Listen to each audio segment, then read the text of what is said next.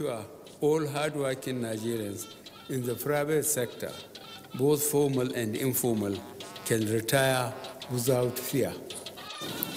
President Buhari assures public and private sectors of a guaranteed future at retirement, launches micro-pension plan. We will ensure that step by step we get to where it is that we promised the country and we're taking to. Federal government to expand its social investment program to actualize its next level pledge to Nigerians. How this ease of doing business has promoted Nigeria. Minister of Information and Culture at Budget Defense says government policy on ease of doing business has produced results. Plus, Court of Appeal upholds Kayode Fayemi's election as Governor of Ekiti State, dismisses PDP appeal.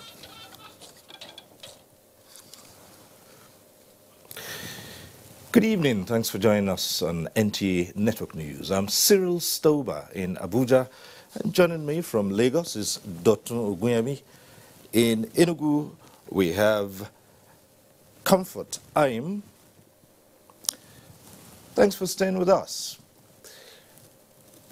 All pending issues on pension payment in the Federal Public Service will be resolved by the federal government as a deliberate attempt towards restoring the dignity of all those in retirement.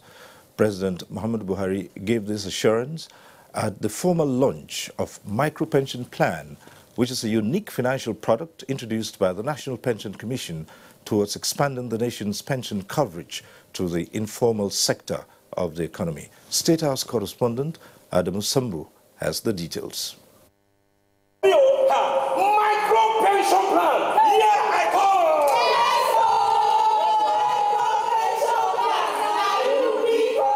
This drama presentation depicting the features and benefits of the micro pension plan sets the tone for the launch of the new pension savings product as President Muhammadu Buhari formally registered Sagiri Shawai, a keke napep operator from Karu village, as first participant.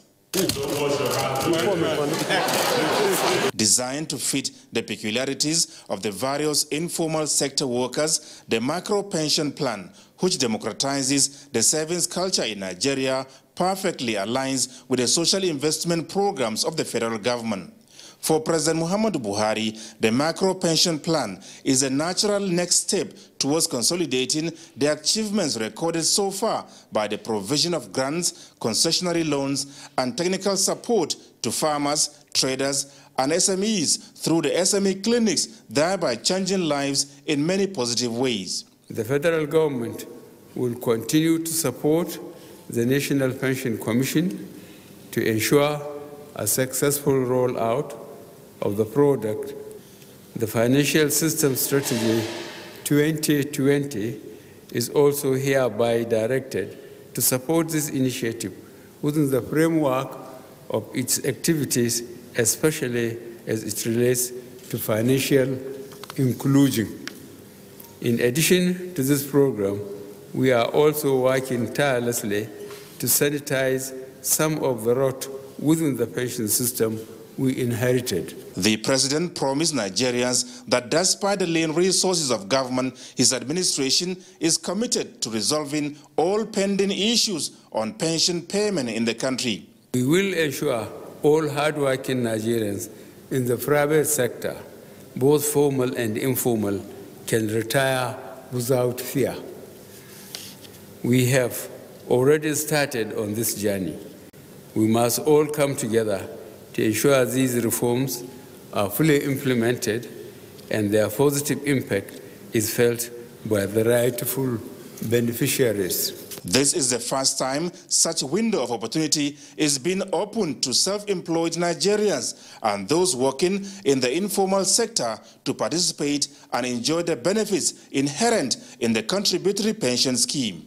We expect that within few years of implementation, the micro pension plan will not only expand the pension coverage to a greater number of Nigerians, but will boost the quantum of the pool of long-term pension assets available for economic development. The pension fund administrators, consistent with the guidelines developed by PENCOM, have put in place appropriate structure and infrastructure to ensure adequate coverage of the plan and trained manpower to facilitate excellent customer service to the participants. Records from the National Pension Commission show that as at January 2019, Nigeria has over 8.74 trillion naira pension assets belonging to over 8.4 million formal sector participants. This is not only changing Nigeria's financial landscape, but also transforming the course and pace of its socio-economic development. From the State House, Adamu Sambo, NTA News. And there's more from the State House as President Muhammad Buhari says, without social, political and economic stability, no nation can effectively manage its resources for public good.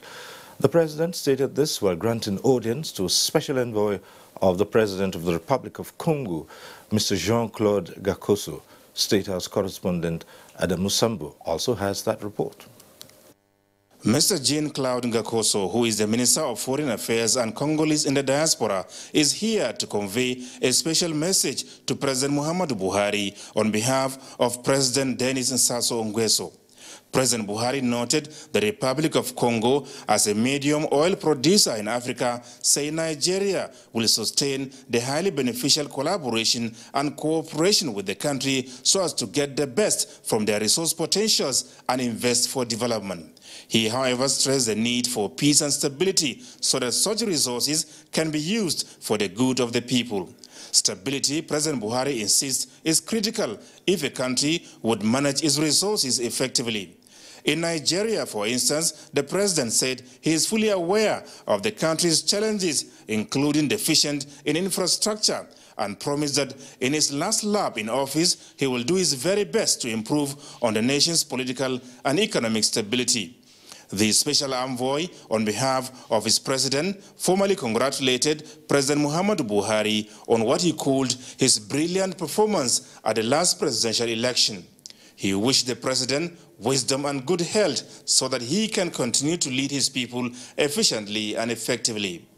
From the State House, Adamu Sambu, NTA News. The social investment programs of the Buhari administration is to be expanded as the government settles down to actualize its next-level pledge made to Nigerians. This was part of the message sent by President Muhammadu Buhari to the 11th Bola Ahmed Tinubu colloquium in Abuja. Salihu Abdullahi reports. The Tinubu colloquium started in 2008 when the APC national leader attained the age of 56. Since then, the event has become an annual ritual which families, friends and well-wishers, particularly the political class, look forward to.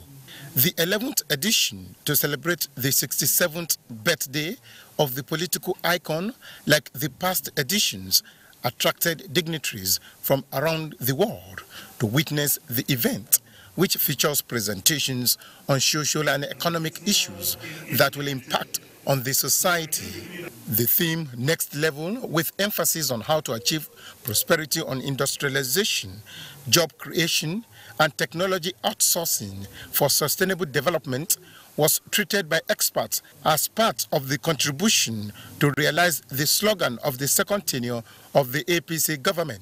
Vice President Yemi Oshibanjo, who represented the president, says President Muhammadu Buhari has championed a national rebirth as being showcased through robust infrastructural development. As the president has said repeatedly, we have no other focus, we have no other commitment for the progress of this country. And we will ensure that step by step we get to where it is that we promise the country that we're taking the country to. I believe the second Buhari administration will work to increase electricity generation. I've heard that. Transmission and distribution by more than 50% within the next 4 years. It's a challenge that you must go through, and we all must be held responsible for this. It is expected that issues raised at the colloquium will be given considerations as the next level comes into effect on May 29th. Before then, Bola Tinubu enjoyed the company of the dignitaries to cut his 67th birthday cake. And we are happy that God has blessed him with good health and long life. Most especially Nigerian youth, we need the services of our leaders to be more committed to their cause. My take from this is the issue of agro-processing. The future is bright. In Abuja, Salihu Abdullahi, NTA News. The Minister of Information and Culture, Lai Mohammed, says public enlightenment efforts by the ministry on critical issues and policies of government, like the Ease of Doing Business initiative of the present administration, has yielded favorable outcomes. He emphasized this before the House of Representatives Committee on Information, chaired by Olusegun Odebumi, while defending the ministry's budget proposals for 2019. Lami Ali reports. Engaging both local and global public towards ensuring that they are on the same page with governments and to avoid erroneous impressions, especially on policy-related issues and national challenges, remain the core mandate of the ministry, which was why its proposals are tailored in that direction. Town hall meetings, public enlightenment messages, opinion polls and other promotional activities, according to the minister, have been helpful in creating awareness. How this ease of doing business has promoted Nigeria from number 164. We've moved to number, I think we're from 169. To 169. We've moved 24 places. And that's what we are saying. And that the effect, like I said, is that there will be more foreign investment to Nigeria. Don't limit yourself to executive order. If you are sensitizing people on the executive order, policy of government, the law of the nation, where you feel necessary that you should enlighten people on it. In the meantime, officials of the Ministry of Youth and Sports Development, National Youth Service Corps, and Citizenship and Leadership Training Center had interactions with the House Committee on Youth Development on their proposals for 2019 and financial performance in 2018. We do the needful this time around, that we make sure that the welfare of corpers are being taken care of more adequately, and especially the allowances and other emoluments that are supposed to accrue to them. In another development, the House Committee on Healthcare Services has queried the Director General of the National Agency for Food and Drugs Administration and Control, NAFDAC, over alleged inconsistencies in its budget documents pertaining spendings. So how come your 2018 budget, you've already done over 80% of the expenditure without approval by National Assembly? The committee directed NAFDAC to bring forward some documents for further scrutiny. From the National Assembly, Lami Ali, NTA News. And from the Senate, the Committee on Information and National Orientation has expressed delight in the ability of the Ministry of Information and Culture to record balances in its 2018 budget performance. This was at the 2019 budget defense session of the ministry before the committee. In a very brief meeting, Minister of Information and Culture, Lai Mohammed, presented a total budget estimate of more than 6 billion naira. And still from the Senate, Ministry of Science and Technology has proposed the establishment of a national agency for research in robotics and artificial intelligence and a National Agency for Desertification and Erosion Research in its 2019 budget estimates presented to the National Assembly.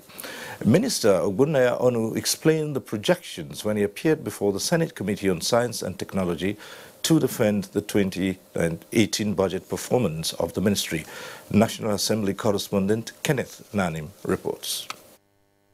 Minister Onu pointed to various achievements of the ministry, including development of water-based thermostable vaccine for the control of Newcastle disease in rural poultry. The minister is also optimistic that the new agencies proposed in the 2019 budget estimates will improve the socio-economic development of the nation through indigenous research on science and technology. You must do basic research and you also do applied research. If you do only applied research, you will never catch up with other people.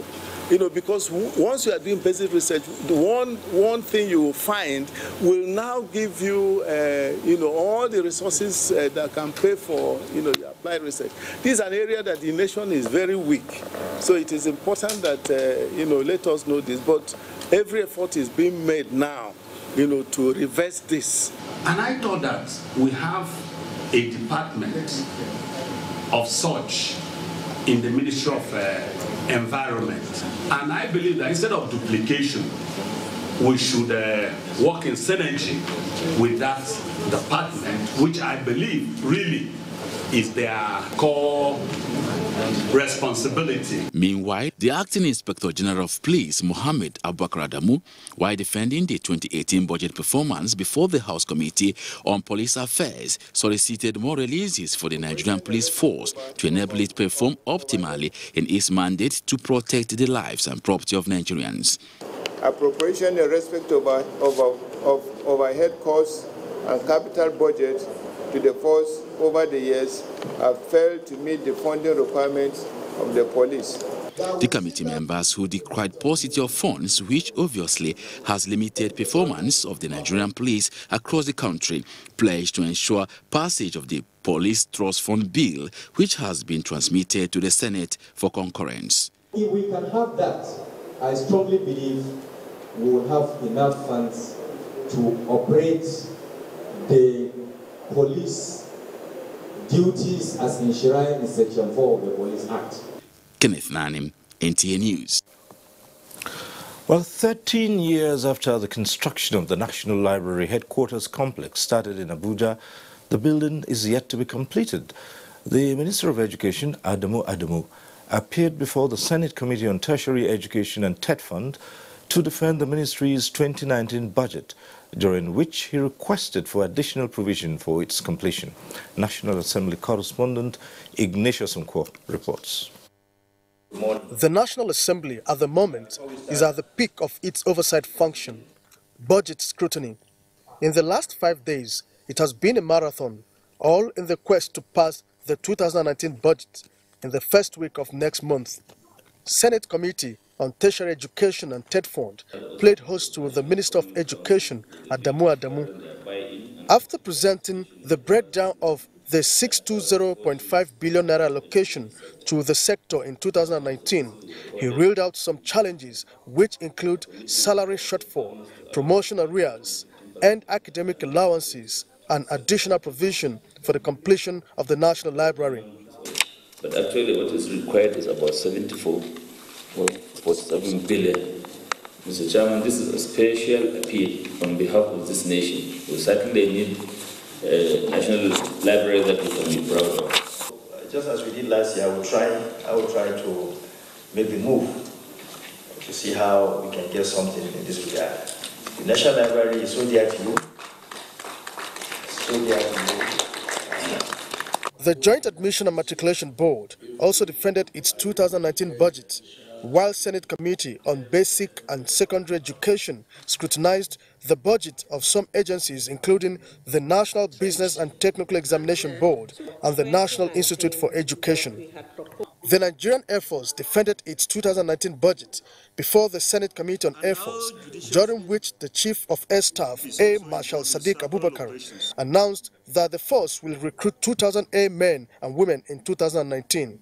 In the area of enlistment and recruitment, this administration has commissioned a total of 669 officers in the last 4 years. Our mutual cooperation is manifest in the overall development of every facet of the Nigeria Air Force.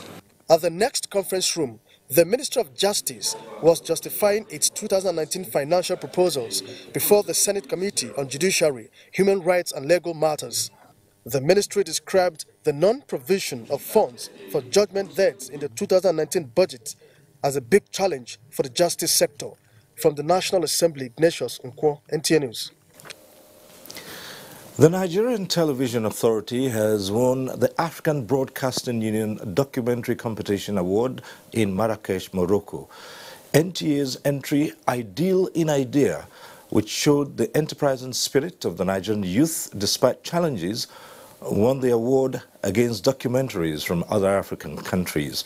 NTA's Executive Director News, Mohammed Labbi, received the award this Thursday at the end of the three-day General Assembly of the African Union of Broadcasting in Morocco. You're watching NTA Network News. We'll take a break now. More reports shortly. Thanks for staying with us. The Court of Appeal sitting in Abuja has affirmed the election of Kayode Fayemi of the All Progressives Congress as the governor of Ekiti State. The three-man appeal panel, led by Stephen Ada, unanimously upheld the election. Olabode Arewa reports.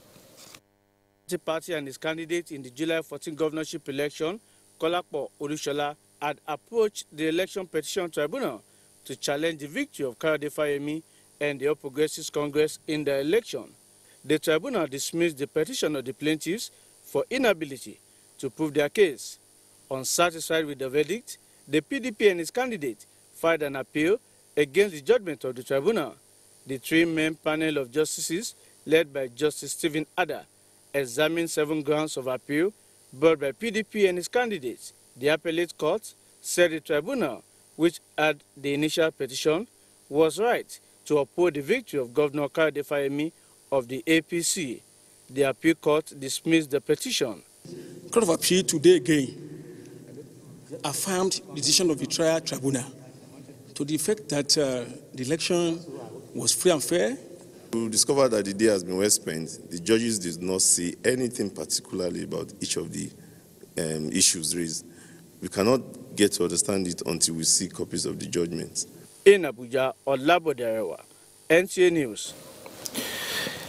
And Justice Iyangeku of the Federal High Court Abuja has fixed the 2nd of April 2019 to deliver judgment in the suit filed by the African Action Alliance Party challenging INEC's decision to resume collation and announcement of the March 9 governorship election. Olabode Arewa also has that report.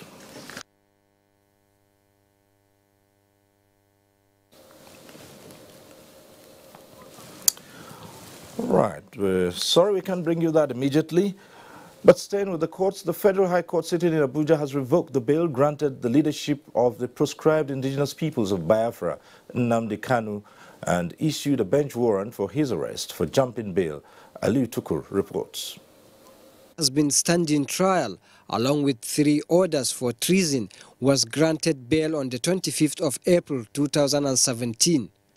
Since his bail, Mr. Kanu did not appear in court again.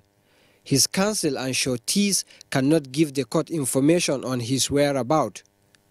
On resuming the trial, prosecution counsel urged the court to revoke the bail, issue a bench warrant for his arrest, and commence the trial in his absence, since the accused has jumped bail and his sureties cannot produce him. Justice Binta Nyako, who earlier stood down a motion on the forfeiture of the bail bond of the sureties because of a pending appeal, agreed with the prosecution that adequate time was given to the defense, but they failed to utilize it and therefore revoked the bail. The court has given an order that the sureties must deposit 100 million naira each, amounting to 300 million naira, to the courts within 2 months from the date of the order, and that after 6 months and failure to produce Nnamdi Kanu, they should forfeit the bail bond. And dissatisfied with that ruling, they went on appeal. We have documents to show to the court on why he's not here. Today, we are now communicating with him. We know he's alive and has given us accounts of what transpired between him and the military. So these are what we expected to furnish the court. And each time we want to inform the court, notify the court about it, the court said, no, your father want to hear from people. Let me hear from the sureties. When we are done with them, we'll now go back to your case. Now today, we expected that when having stayed the proceedings in suretyship, the court should afford us ample time to address him on why he's not here. So, however, we intend to challenge this ruling on appeal. The case has been adjourned to the 18th of June for commencement of trial in the absence of the defendant. In Abuja, Aliu Tukur, NTA News. And it's back to our earlier report on the suit filed by the African Action Alliance Party challenging INEC's decision to resume collation and announcement of the March 9 Rivers governorship election. Olabode Arewa reports that Justice Iyangeku of the Federal High Court, Abuja, fixed the 2nd of April to deliver judgment. Reported incidents of violence during the March 9, 2019 governorship election in Rivers State, governorship candidate of the African Action Congress, Biokpomabo Awara, went to court. He alleged that the Independent National Electoral Commission, which had earlier announced that it would schedule a fresh election, later recanted and rather opted to complete collation and announcement of the results. Counsel to the party, David Adegbe, told Justice Iyangeku that INEC erred in its action as his party had made advanced preparations to participate in a fresh election. INEC, as the first defendant, failed to put up appearance in court. On his part, Mr. Emmanuel Ukala, senior advocate of Nigeria, who is counsel for the second defendant, the PDP, argued that the court lacked jurisdiction to entertain the matter, saying the Supreme Court had ruled in several instances that only a tribunal had powers to hear election cases. Justice Iyangeku thereafter received judgment on the case to 2nd of April 2019 from the Federal High Court, Abuja. Olabode Arewa, NTA News. The federal government is reaffirming its readiness to keep maintaining an effective regulation of water use in the country, targeted at ensuring equitable distribution of resources. Minister of Water Resources Suleiman Adamu said this at a presentation of water use licenses to prospective applicants at the ministry's headquarters in Abuja. Abdul Malik Adiu completes the report. As Nigeria's population keeps growing and socio-economic activities rises, water demand invariably is on the increase. The Nigerian Integrated Water Resources Management Commission has been working on regulating the usage of these resources through licensing across the country. The Commission's Executive Director acknowledges federal government's effort towards achieving a healthy and robust water use regulation. In this regard, two things are visible: the boost in the sector and consequently the drive of advocacy, which is yielding fruitful partnership. Regulation of water resources seems to promote the availability of sufficient water quantitatively and qualitatively.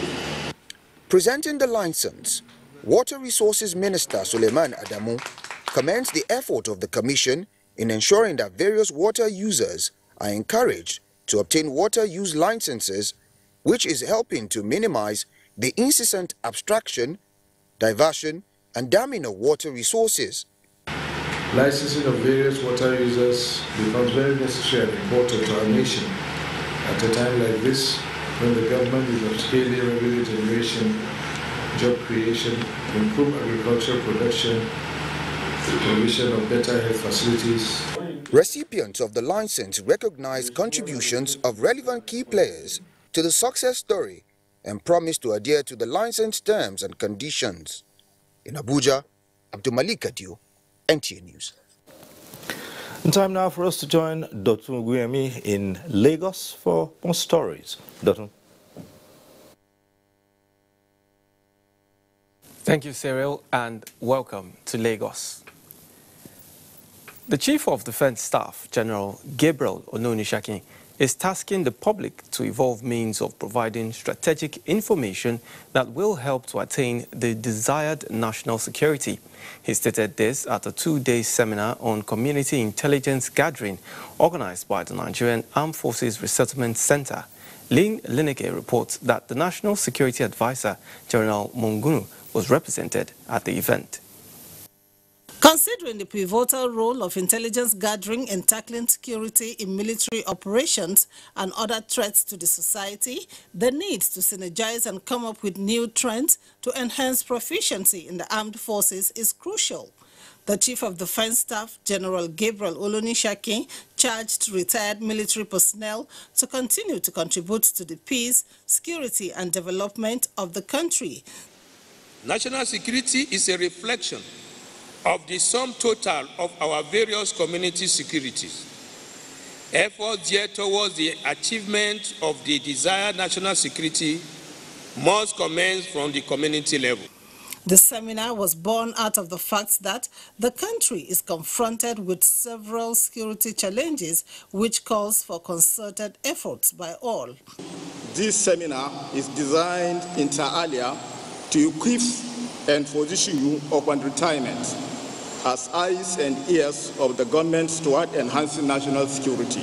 The current leadership of NAFRIC is resolute in transforming the center to a modern training institution of global standards.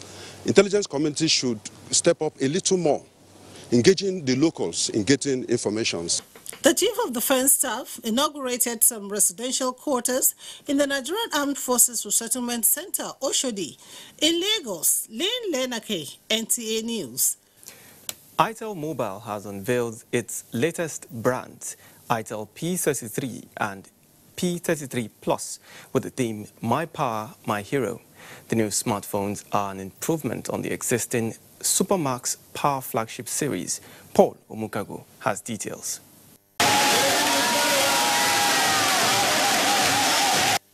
Unveiling of ITEL P33 and P33 Plus available nationwide from 1st April 2019.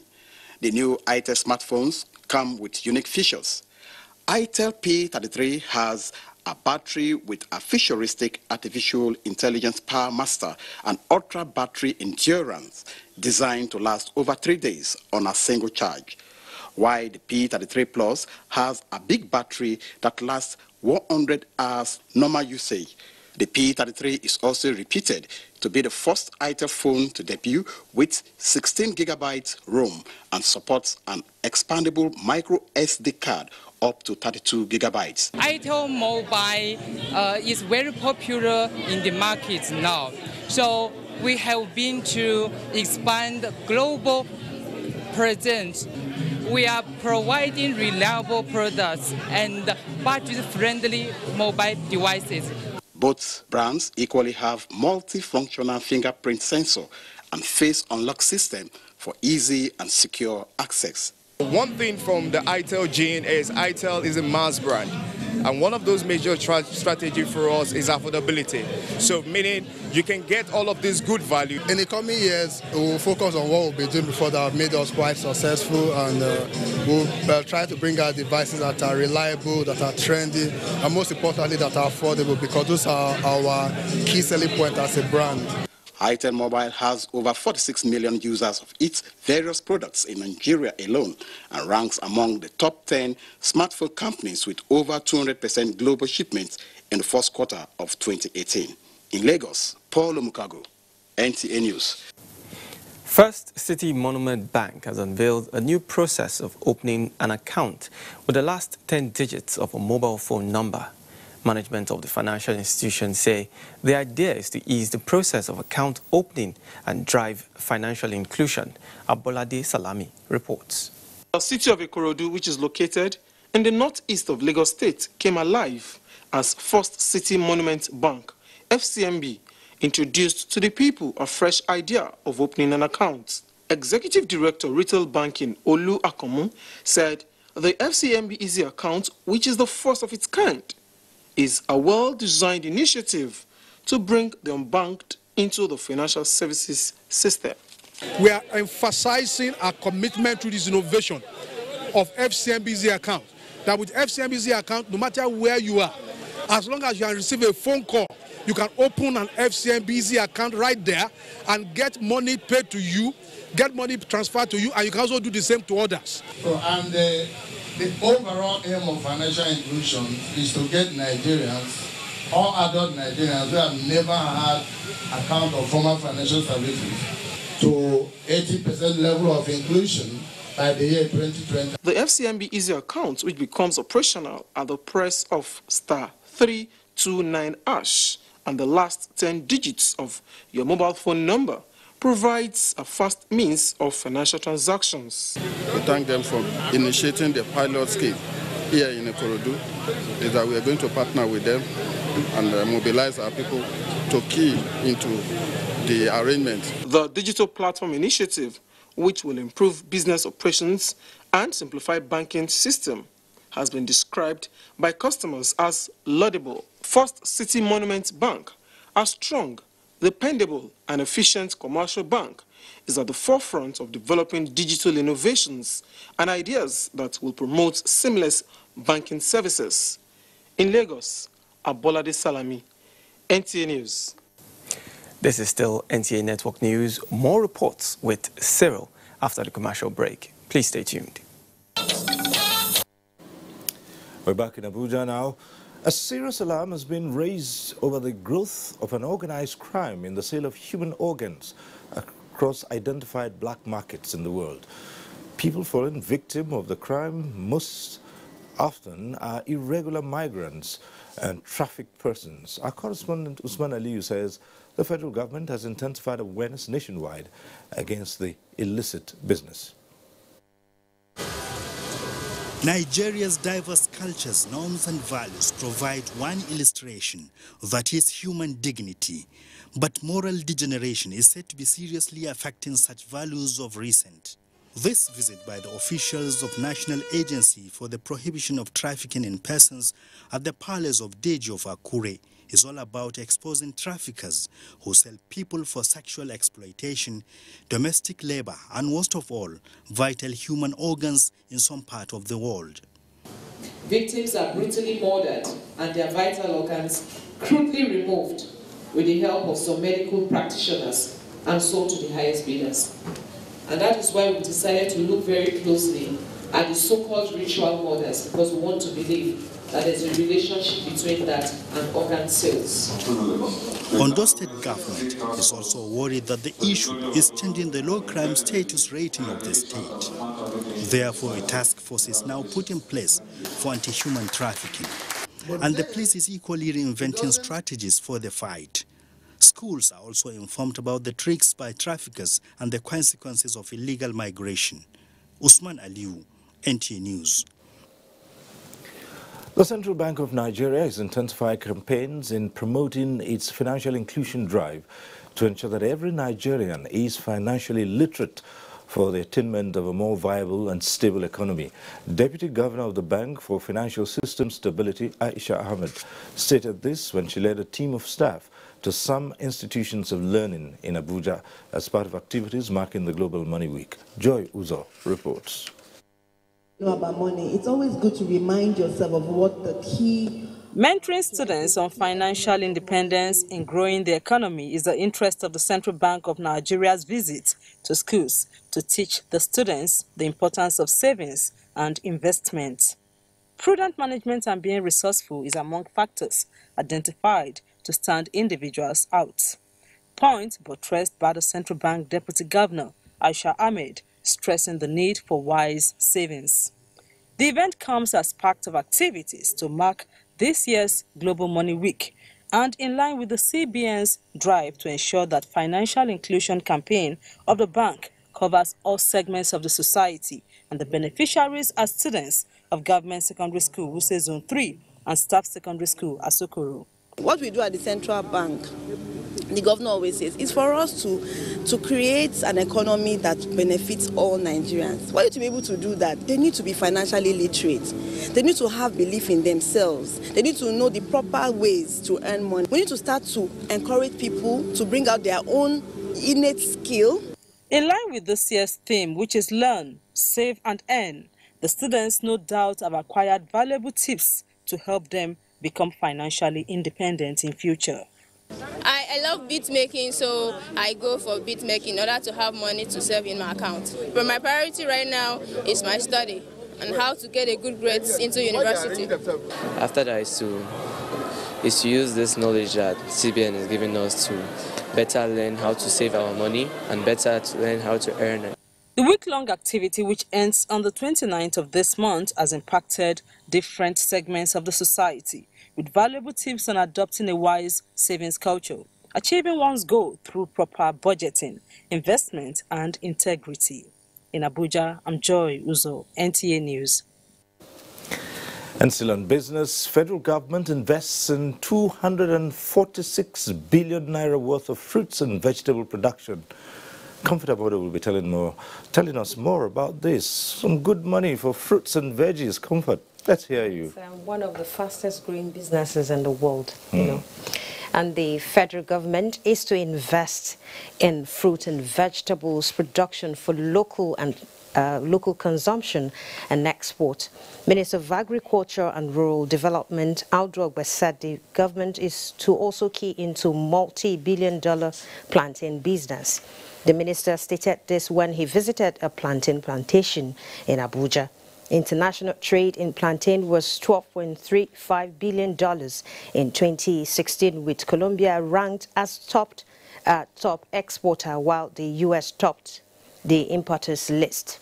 Nigerian farmers can earn an average of 2.5 billion naira from plantain export annually.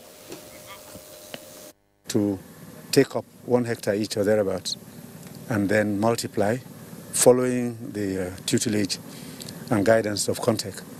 And then they will uptake everything and ship to Europe. The banana in the market in the world is about $11 billion. And Nigeria is the closest by air to Europe from any of the banana producing countries. So we intend to take part of it, increase agro.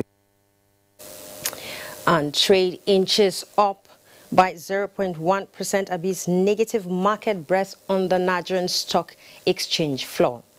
Equities market appreciated by 0.01% to close at 30,833.50 basis points, against 0.67% depreciation recorded previously. CI leasing led with 14 gainers as against 17 losers, topped by sovereign insurance at the end of the day's session. And that's business news. The news continues with Cyril. Thank you, Comfort. And I dare say comforting news about fruits and vegetables. In other news, scientists from parts of Africa are analyzing a program that can enhance the power, financial and health sectors if properly assimilated.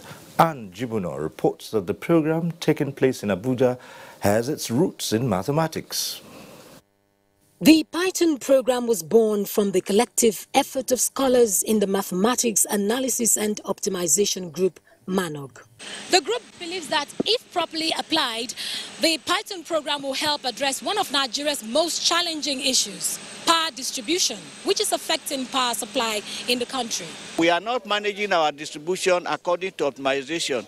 Look for the problem of large population where you have maximum, like Lagos, like Kanu, and then try to maximize there. Like most researchers in developing countries, these researchers must leap over the hurdle of funding to make their desired impact. It always requires some hard work, some dedication, some vision. They should give us a special attention. Most engineering machines are designed through optimization. As an engineer, I do appreciate what they do. There's a big gap between mathematicians and the industry. Despite being taken off the TETS funds list in the area of funding, the National Mathematical Center is positive the Python program will add value to the country, and the interests of students like Faith Adedoyin allude to this. I was only doing pure math alone, but with this Python now, I've been able to see that, okay, it can actually help me do some things that I've been struggling to do. This is the 6th series of the Manox Group's work. In Abuja, and Jibuno, NTA News. And we have more news ahead, this time from our Maiduguri Center. Naomi Aboku is sitting in tonight. Naomi. And welcome to Maiduguri. Borno State government has set up an investigative panel on alleged incidents of child prostitution, sodomy and forced abortion in Maiduguri Maximum Prison. Governor Kashim Shettima inaugurated the panel at the Government House, Maiduguri. Muhammad Goni reports. The nine-member committee is headed by the State Attorney General and Commissioner for Justice, Barrister Kakasho Ulawan, while the Permanent Secretary in the Ministry of Women Affairs, Dr. Hawamai Musa, is to serve as a member and the Secretary of the panel. The investigative panel has the following terms of reference to include meeting officials of the Maiduguri Maximum Prison to investigate the alleged child prostitution, sodomy and forced abortion. It is also mandated to investigate the alleged involvement of those in charge of the care of inmates in the prison, as well as identify the victims with their identity protected. The panel is also to recommend the necessary disciplinary measures to be taken against those who may be found to be involved in the alleged atrocities, and further recommend steps to be taken to avert future occurrence of such heinous crimes in places such as prison, among others. Governor Kashim Shettima said it is with deep sad and despair that he set up the investigative panel on the alleged incidents as reported by an online media outfit, which he described as unacceptable and condemnable. We are in a great danger and everything possible must be done, and urgently too, to not only put an end to this ugly development, but punish all those involved or who aid and abet them in one way or the other.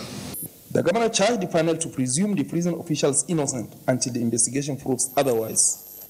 The panel has 1 week to submit its report. In Maiduguri, Mahmoud Goni, NTA News.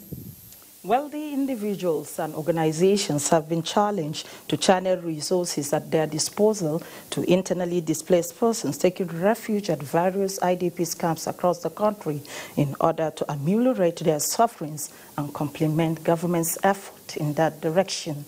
This came to the fore at the presentation of 2,000 bags of maize grit to internally displaced persons in Maiduguri by Grand Cereals Nigerian Limited. Abubakar Muhammad Musa reports. This is the fourth time Grand Cereals Limited just is reaching out to internally displaced persons in Borno State, among other IDPs camps across the country, sympathizing with the people. General Manager, Supply Chain, Grand Cereals Nigeria Limited, Abdurrashid Bello, said the company is passionate about the condition of IDPs in view of the destruction done to various communities by Boko Haram insurgents. He pointed out that the record of the company shows that most of their patronizers and distributors are from Borno State, hence the need to identify with the people of the state in their trying period. Part of our CSR, corporate social responsibility, is to support areas where we operate, and we felt so that we have to support the IDPs here. You can see the number of people that are queuing up for the quantities we have. Commending the company for the benevolence, representative of chairperson of Borno State Emergency Management Agency, Ali Isa Yauba, said the situation of victims of insurgency is beyond the capabilities of government and called on other well-meaning individuals to emulate the company. Some of the beneficiaries prayed God to reward the donors for putting smile on their faces. In Maiduguri, Abubakar Muhammad Musa, NTA News. That's our contribution from Maiduguri. We now take you to Enugu Network Center for more reports from that zone.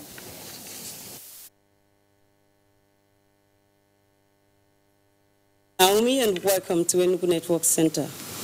The Independent National Electoral Commission, INEC, says it will, at the conclusion of the national elections and swearing in, embark on aggressive constitutional and electoral reforms to enhance the integrity of the nation's electoral process. The INEC Commissioner supervising Enugu, Festus Okoye, made this known during the presentation of certificates of return to the Enugu State Governor-elect and the 24 State Assembly members-elect. Susan Eze has more.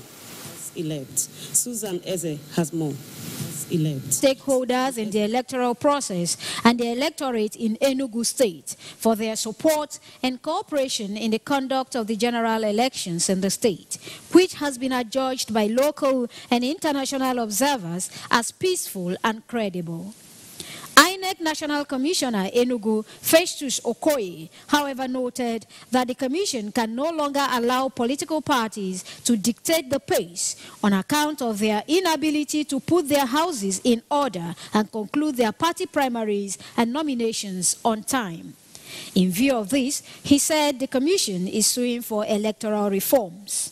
It is very clear that some of the provisions in the Constitution and the Electoral Act must be realigned to meet the expectations of our people. The Commission will take a second look at the timelines for the disposal of pre-election matters and propose to the National Assembly a timeline that leads to the disposal of all pre-election matters at least 45 days to the holding of an election. Certificates of return were presented to the Governor and Deputy, as well as to the 24 State Assembly members-elect. In Enugu, Susan Eze, NTA News. The National Drug Law Enforcement Agency, NDLEA, in Enugu, is holding 3 suspects for allegedly operating an illegal laboratory. The agency says their operations have endangered the lives of innocent citizens in the locality. Beauty Ehobamian reports. Zion Avenue Phase 2, Transekulu, Enugu, appears like every other street in the state. Little does anyone know the residents have been living close to a laboratory where methamphetamine, a hard drug, is produced. The hard drug is hazardous to health. The NDLEA commander said 100 kilograms of ephedrine was found on 2 of the suspects. He, however, assured the public that the area has been decontaminated. As a result of the hazardous nature of the chemicals involved, the agency has equally dismantled the said laboratory, while the precursor chemicals and paraphernalia and other equipments for cocaine's reproduction that were discovered are currently in the agency's possession. The residents of the area confirmed the effects of the production on their water with far-reaching implications on their health. Within the well surrounding, the color of the well has, that is the surrounding of the well has turned to black. And anytime we fetch water, we discover powerful smell. We sneeze when we fetch water. So I gave instruction to my family, please do not use this water. Methamphetamine is an odorless, bitter, tasty, illegal drug capable of causing deadly health challenges like cancer, birth deformity, and kidney failure. In Enugu, Beauty Ehobamian, NTA News. That's it from Enugu. The news continues in Abuja after this commercial break.